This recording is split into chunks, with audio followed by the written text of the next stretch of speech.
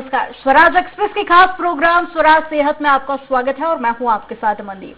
जीवन अनमोल है, ऐसे में इसे स्वस्थ रखना बहुत जरूरी हो जाता है, लेकिन कई बार गलत आदतें और खराब खान पान हमारी सेहत को बिगाड़ देता है। कभी कभी तबीयत इतनी बिगड़ जाती है कि अस्पताल जाने तक की नौबत आ जाती है। ऐसे में आपको अगर अस्पताल जाने से बचना है तो जरूरी है कि आप बीमारियों को लेकर जागरूक रहें। क्या करें और क्या नहीं, इसकी जानकारी आपको होना जरूरी है। वहीं जब कोरोना काल चल रहा हो तो ऐसे में बीमारियों को लेकर और भी ज्यादा सतर्क होना जरूरी है। स्वराज सेहत में आज हम आपको डेंटल इम्प्लांट के बारे में जानकारी देंगे, चर्चा करेंगे। तो चलिए शुरू करते हैं स्वराज सेहत का आज का सफर।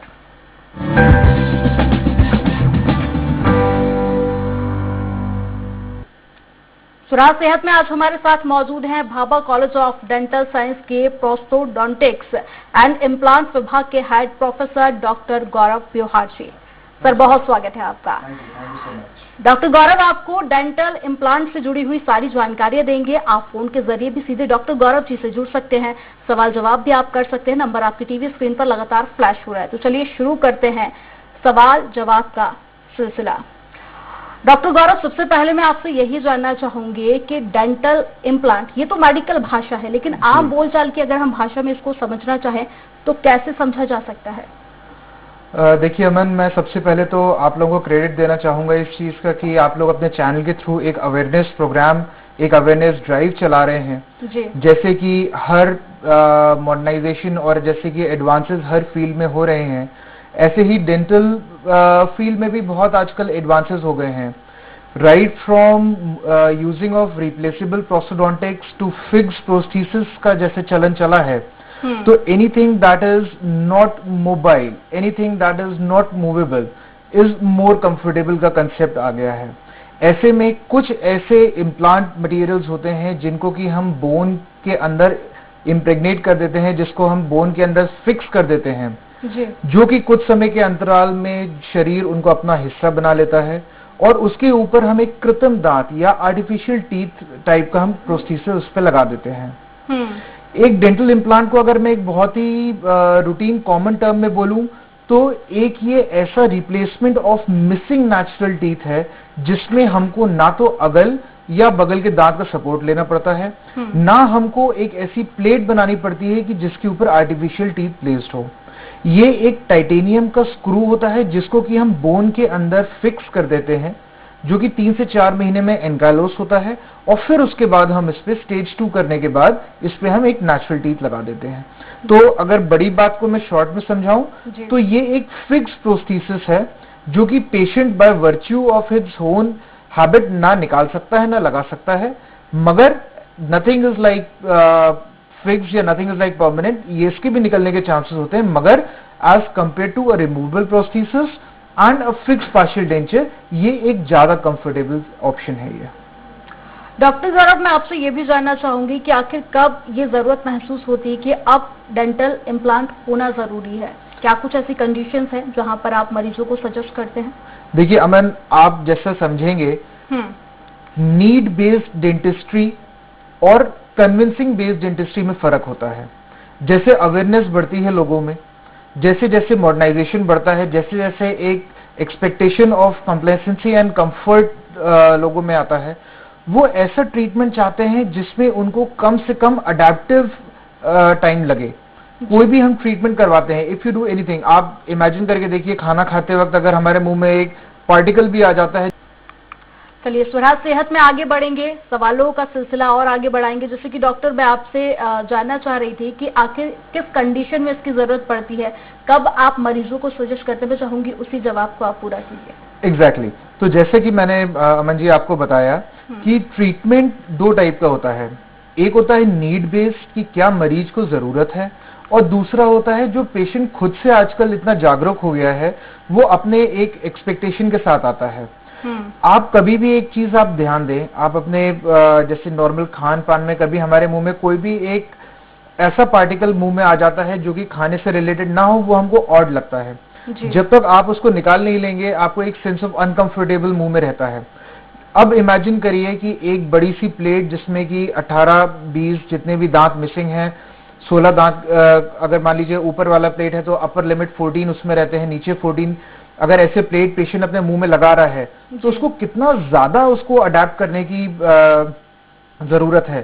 तो जो पेशेंट अफोर्डिंग है, या जो पेशेंट अपने ट्रीटमेंट को समझ सकते हैं, या जो पेशेंट चाहते हैं कि उनको एक कंफर्ट ज्यादा रहे ट्रीटमेंट में, पहली चीज तो उनको इम्प्लांट सजेस्ट किया जाता है। मगर ये चीज कह लेना कि सिर्फ एक अफोर्डेबिलिटी ही चीज है इम्प्लांट की, तो ये पूरी तरीके से गलत होगा। इम्प्लांट्स आर फॉर ऑल, हर पेशेंट इम्प्लांट करवा सकता है। हर पेशेंट को इम्प्लांट के प्रति जागरूक होना चाहिए और पेशेंट्स को इम्प्लांट के प्रति एक एक्सेप्टेंस लानी पड़ेगी। क्यों? क्योंकि एक तो ये सर्जिकल प्रोसीजर है। पहले अगर हम किसी पेशेंट को एकदम से बोल दें कि अगर एक आपके मुंह में ड्रिल करेंगे, तो एक साइकोलॉजिकली या एक मन में जो एक इमेज वो पहले से बनाकर आते हैं कि मुंह में ड्रिल करवाना अपने आप में ही बड़ा एक कष्टप्रद काम है, तो ऐसा नहीं होता। ये पूरा एनेस्थीसिया के अंडर किया जाता है। 1 से 2 दिन की पोस्ट ऑफ हीलिंग रहती है, जिसमें कि आपको जो भी आपकी कंसल्टिंग इम्प्लांटोलॉजिस्ट रहते हैं वो आपको इंस्ट्रक्शंस देते हैं, और उसके बाद आपको जस्ट थोड़ी सी इंस्ट्रक्शंस फॉलो करनी रहती हैं। तो मेरा ये पर्सनल सजेशन रहेगा कि अगर दांत रिप्लेसमेंट होना है तो इसके विपरीत कि हम एक नेचुरल टीथ को ट्रिम करें और उसके सपोर्ट से हम 2 दांत का 3 दांत का ब्रिज बनाएं। For 1 tooth there should be 1 replacement and that is an implant. बिल्कुल डॉक्टर गौरव लगातार जानकारी दे रहे हैं। अगर आपके मन में भी कोई सवाल है तो बिल्कुल आप नंबर टीवी स्क्रीन पर लगातार फ्लैश हो रहे हैं, आप कॉल के जरिए अपना सवाल का जवाब जान सकते हैं। डॉक्टर, इमीडिएट इम्प्लांट क्या होता है, मैं चाहूंगी ये भी आप हमारे दर्शकों को बताएं। करेक्ट, ये एक बहुत technically up to date question है अमन जी। इमीडिएट इम्प्लांट एक वो पद्धति है जिसमें हम teeth replacement with in a single day. Doctor यहाँ पर रोकना चाहूंगी, जगजीत हमारे साथ में कॉलर जुड़ गए हैं लुधियाना से। जगजीत जी, बहुत स्वागत है आपका स्वराज सेहत में। बताइए क्या सवाल है आपका। डॉक्टर साहब नमस्कार। नमस्कार डॉक्टर साहब, ये इम्प्लांट करने में इसके कोई साइड इफेक्ट होते हैं क्या? लोग बोलते हैं कि इसके साइड इफेक्ट निकलते हैं, मतलब इम्प्लांटमेंट कर लिया उसके बाद में इसके साइड इफेक्ट होते हैं। जगजीत जी, एक्चुअली मैं आपको थोड़ा सा बताना चाहूंगा, हर ट्रीटमेंट के पहले केस सिलेक्शन बहुत इंपॉर्टेंट चीज होती है। ओके। केस सिलेक्शन वो होता है किस पेशेंट में इम्प्लांट करना, किस पेशेंट को इम्प्लांट सजेस्ट करना, और कौन से ऐसे केसेस हैं जिसमें इम्प्लांट्स अगर पेशेंट एक्सपेक्ट कर भी रहा हो मगर उसको सजेस्ट करके इम्प्लांट्स को ना करना। वो एक बहुत टेक्निक सेंसिटिव चीज होती है, जिसमें कि आजकल बहुत सारी रिसेंट एडवांसेस आ गए हैं।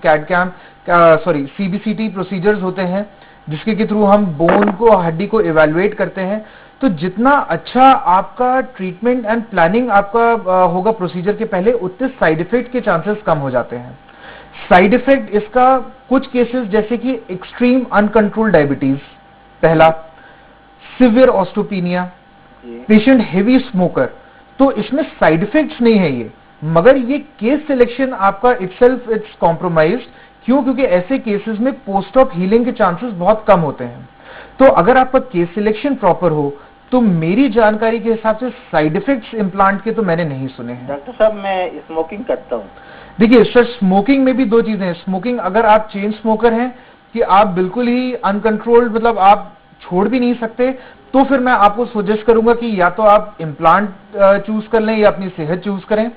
पहला, अगर आप कुछ दिनों के लिए, देखिए मैं as a health care provider मैं तो आपको यही सजेस्ट करूंगा कि स्मोकिंग अच्छी चीज नहीं है। अगर इम्प्लांट के बहाने आप स्मोकिंग छोड़ सकें तो मेरे ख्याल से ये तो आपके लिए एक वरदान रूपी ट्रीटमेंट रहेगा।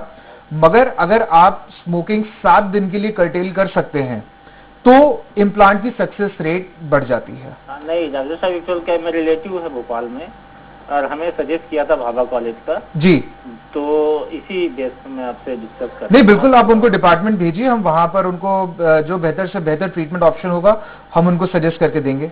मुझे उम्मीद है जगजीत जी आपको आपके सवालों के जवाब मिल गए होंगे। बहुत अच्छा संदेश यहाँ पर डॉक्टर गौरव जी ने दिया कि अगर आप सेहत को लेकर काफी ज्यादा अवेयर हैं और चाहते हैं कि आप हेल्दी रहें तो आपको जरूर स्मोकिंग छोड़नी चाहिए।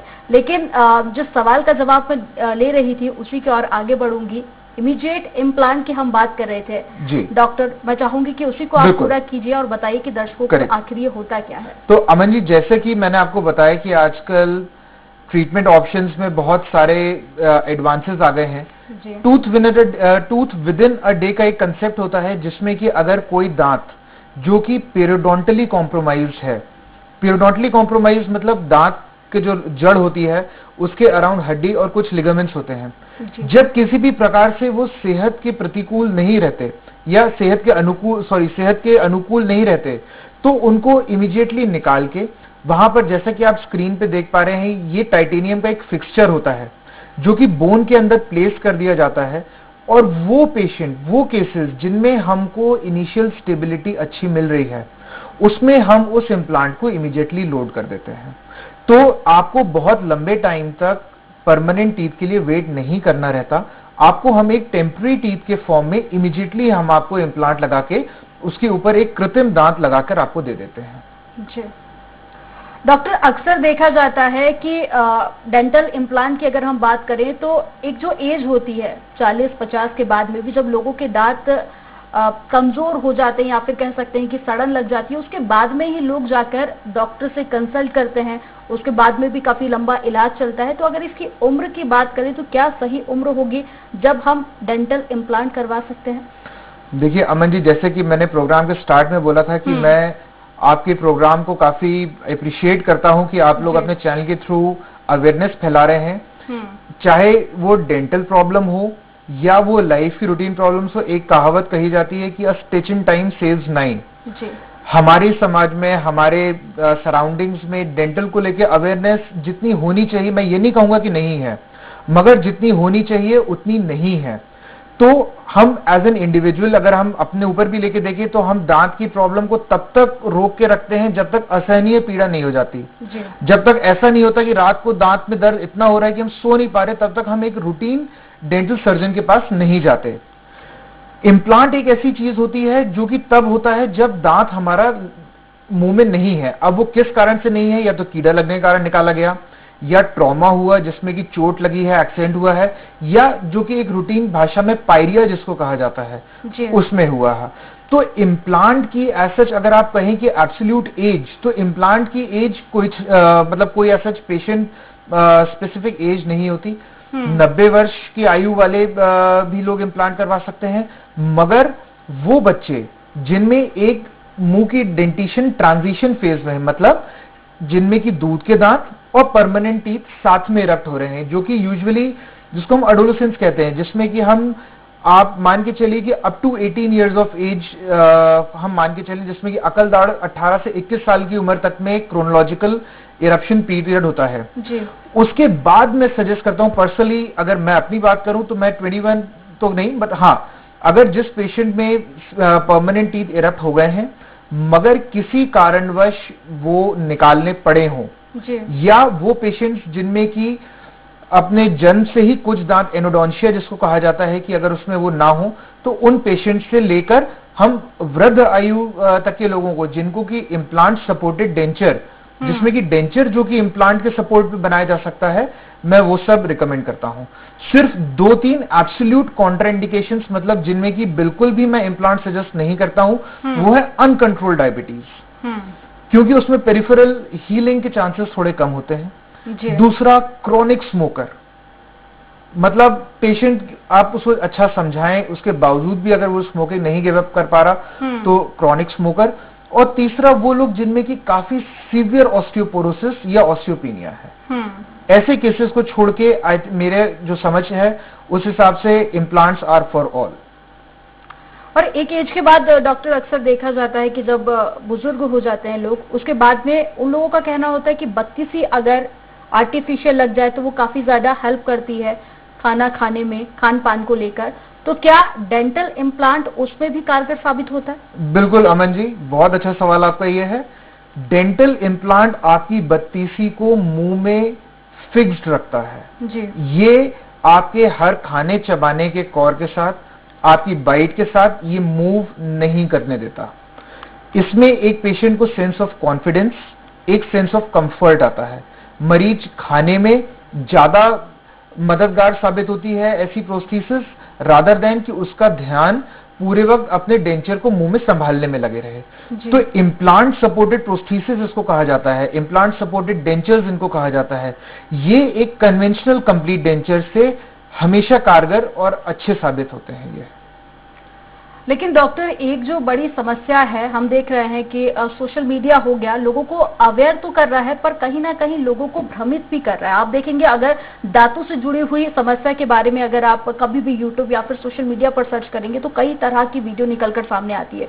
और शुरुआती जैसे कि आपने इससे पहले भी जिक्र किया कि जब तक रातों को सोने में दिक्कत ना हो जाए, जब तक कि जाके डॉक्टर से कंसल्ट नहीं करते हैं लोग। और आजकल ये जो नया चलन चल गया है कि पहले यूट्यूब पर सर्च किया जाता है, क्या घर में हमको इसका इलाज कर सकते हैं, वो भी किया जाता है। तो कई बार हम देखते हैं कि परेशानी और ज्यादा बढ़ जाती है, कई बार साइड इफेक्ट भी सामने आते हैं। करेक्ट। तो किसी भी वीडियो पर या फिर सोशल मीडिया पर किसी भी उपाय पर ऐसे ब्लाइंडली ट्रस्ट करना ठीक होगा? देखिए अमन जी, जो सोशल मीडिया है इसको मैं हमेशा एक दोधारी तलवार की तरह से कहता हूं जी। ये आपको जागरूक भी करता है मगर आपको भ्रमित भी कर सकता है। डॉक्टर, एक कॉलर हमारे साथ में और जुड़ गया है, विक्रम राठौर दिल्ली से। विक्रम जी, बहुत स्वागत है आपका स्वराज सेहत में। बताइए क्या सवाल है आपका? हेलो, नमस्कार सर। नमस्ते सर, वो मैं ये जानना चाह रहा था, मेरी दाढ़ खराब हो गई है, जो पीछे की दाढ़ होती है, तो उसकी जगह नई दाढ़ लग सकती है, उसके लिए क्या उपाय हो सकते, कितना खर्च आएगा? देखिए विक्रम जी, आपने जो मुझसे सवाल किया कि आपके पीछे का अगर एक दाढ़, चाहे वो अकल दाढ़ हो या उसके आगे वाली, अगर वो सड़ गई है तो उसको दो चीजें आप उसमें करवा सकते हैं। अगर मान लीजिए वो इतना ज्यादा उसमें सड़न ना आई हो कि उसको निकालना पड़े, तो उसमें एक और प्रोसीजर होता है जिसको कि हम रूट कैनाल और क्राउन कहते हैं। मगर किसी ऐसी परिस्थिति में कि अगर वो उससे ठीक नहीं हो सकती तो उस दांत को निकलवा के आप उसमें इमीडिएट इम्प्लांट आप एक प्लेस करवा सकते हैं। दांत का खर्चा, देखिए ये एक बड़ा रिलेटिव क्वेश्चन होता है। खर्चा आपको कम से कम में और ज्यादा से ज्यादा में, ये एक चलिए अब आपके माध्यम से आपने सवाल किया है तो मैं कुछ अपने स्वराज एक्सप्रेस के दर्शकों को बताना चाहूंगा। कॉस्ट फैक्टर एक ऐसी चीज होती है जिसको कि आप रिलेट नहीं कर सकते जी। आपकी सर्विस प्रोवाइडिंग से लेके आपकी स्किल्स तक, आपका मटेरियल से लेके आपकी इन्वेंट्री तक, उसमें क्या क्या उसमें कैपिंग होती है, इस पे ट्रीटमेंट कॉस्ट डिपेंड करती है। हॉस्पिटल्स का ट्रीटमेंट रेट कार्ड अलग होता है, प्राइवेट क्लिनिक्स का अलग होता है। तो ये आप पे डिपेंड करता है कि आप कॉम्पिटेंस पे आप जा रहे हैं या आप कन्वीनियंस पे जा रहे हैं। आपको अगर ट्रीटमेंट कॉस्ट, देखिए इम्प्लांट बिल्कुल कोई भी जो अच्छी चीज रहती है आपको उसकी कीमत, मैं ये नहीं कहूंगा कि आप उसको कीमत कहें, आप उसको एज एन इन्वेस्टमेंट कहें, क्योंकि आप उस दांत को यूज करेंगे। आपका जो मुख का द्वार है वो दांत होते हैं जी। अगर आपके दांत स्वस्थ हैं तो आपकी सेहत अच्छी है, आप चबा पाएंगे उनसे, आप अच्छा खा पाएंगे उनसे, एंड इसी से आपका न्यूट्रिशन रिलेट करता है। तो अगर मैं ज्यादा लंबा ना लेता हूं, सिर्फ आपके पॉइंट पे आऊं, तो आपके सवाल पे मेरे को दो ही जवाब रहेंगे, या तो आप रूट कैनाल करके उसका क्राउन करवाएं, मगर अगर वो रूट कैनाल के डोमेन के बाहर है तो आप वहां पर निकलवा के इमीडिएट इम्प्लांट प्लेस करवा सकते हैं। तो मुझे उम्मीद है कि सवाल का जवाब मिल गया होगा हमारे कॉलर को। तो मैं उसी सवाल पर आऊंगी कि जिस तरह से आजकल लोग ब्लाइंडली ट्रस्ट कर रहे हैं और कई सारे उपाय ऐसे होते हैं जिनको वो आजमा कर भी देखते हैं, क्या डॉक्टर से कंसल्ट करना ही ठीक होगा डॉक्टर? अमन जी, देखिए गूगल आपको जानकारी दे सकता है, आपको वो ट्रीटमेंट नहीं दे सकता। आपके पास ऑप्शन सारे होते हैं। आपने गूगल पे पढ़ लिया कि मेरे को ये सिम्टम्स हैं, आपको उस सिम्टम्स का ट्रीटमेंट, किस मात्रा में कौन सी दवाई देना, किस वक्त क्या सजेस्ट करना, वो अभी भी आर्टिफिशियल इंटेलिजेंस देखिए डेवलप हो रहा है। मगर एक जो कॉग्निटिव स्किल्स एक डेंटिस्ट की होती है, जो एक ऑपरेटिंग सर्जन की होती है, जो एक डॉक्टर्स की होती है, उसको अभी भी हम सिर्फ 5 लाइनें पढ़ के उसको हम रिलेट नहीं करना चाहिए। तो बेहतर यही होगा कि डॉक्टर से जाके कंसल्ट किया जाए। हमारे साथ में एक और कॉलर जुड़ गए हैं, मधु राठी। मधु राठी जी, बहुत स्वागत है आपका स्वराज सेहत में। बताइए क्या सवाल है आपका? हेलो। हाँ जी मैडम। एक्चुअली मैंने अभी 2-3 महीने पहले पीछे रूट कैनाल करवाया था जी। तो उसमें आग ऊपर और नीचे के ना वो दोनों ना मिलते नहीं है एक्चुअली, तो मैं उधर से तो खा ही नहीं पा रही हूँ और लेफ्ट साइड से खा रही हूँ, राइट साइड से, मतलब बिल्कुल दोनों ऊपर नीचे के वो मिलते ही नहीं है दांत दोनों।